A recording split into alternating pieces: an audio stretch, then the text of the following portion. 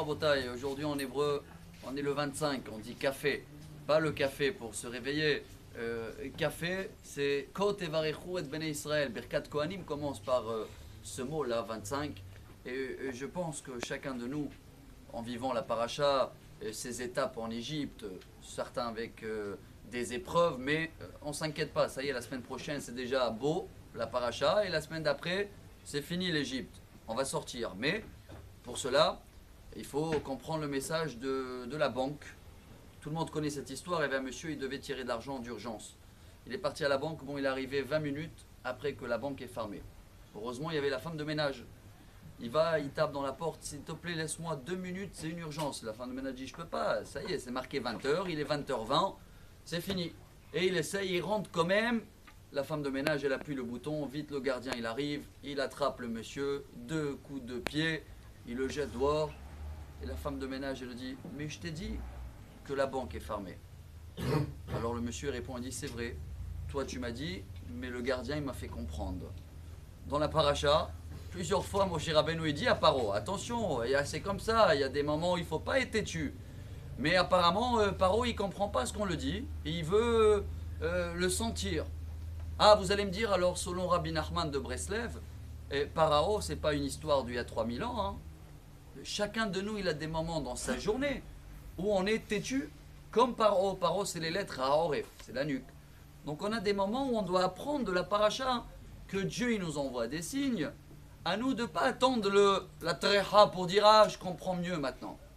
Mais si je vais oublier Paro, je veux tirer un message de Moshe Rabbeinu pour aujourd'hui, pour avoir la force, voilà un café qui nous réveille. Moshe Rabbeinu dans la paracha de la semaine dernière, il a été puni, hein. Il a eu la lèpre, bon c'était un signe. Mais Rashi dit, comme il a répondu à Dieu, je ne vais pas prendre la mission parce qu'ils ne vont pas me croire. Ils ne vont pas me croire. Il dit Rashi, il a dit de la Shonara sur le peuple d'Israël. Il fallait juste dire, peut-être ils ne vont pas me croire. Pourquoi il était sûr, Moshe Rabbeinu, qu'ils ne vont pas le croire? Ce qui veut dire que tout est dans notre langage. Si je veux éviter les coups, si je veux comprendre les messages de Dieu, comme la femme de ménage, je vais éviter le gardien, je vais éviter les plaies. Et bien pour cela, on doit voir la fin de la paracha. La paracha se termine avec la 7e plaie d'Égypte. C'est quoi? Barad, Barda, c'est la grêle, je crois qu'on dit en français. Et Moshe Rabbeinu dit à Pharaon, regarde, tout ce qui était dur, comme de la cèdre, a été cassé. Tout ce qui a été mou, il a survécu. Pour cela, il dit la Gemara, et on termine avec ce message.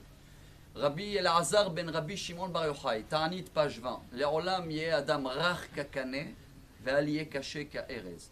On doit être toujours souple, comme, je ne sais pas comment ça s'appelle, un bambou, un petit bambou, mais pas comme de la cèdre. Pour quelle raison? Vous allez me dire, mais tous les Shabbats, on lit dans le Tehillim du Shabbat, le 92, Tzadik katamar ifrach ke'erez balevanon isge. Il faut être comme une cèdre. La réponse est le oui.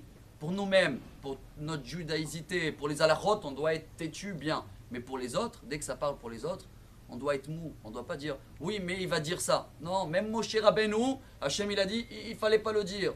Alors si on apprend à partir d'aujourd'hui, je parle pour moi en premier, d'être pas si sûr, pas si têtu vis-à-vis des autres, changer notre langage, être ouvert, se plier, donc dans ce cas-là, même si on n'a pas compris le message, mais il n'y a pas de trecha, parce que la blé et la grêle qui est tombée, elle n'a pas touché les petits qui étaient mous comme ça. Alors que Bezrat Hachem, on apprend ça, et ça va nous donner beaucoup plus de force qu'un café le matin.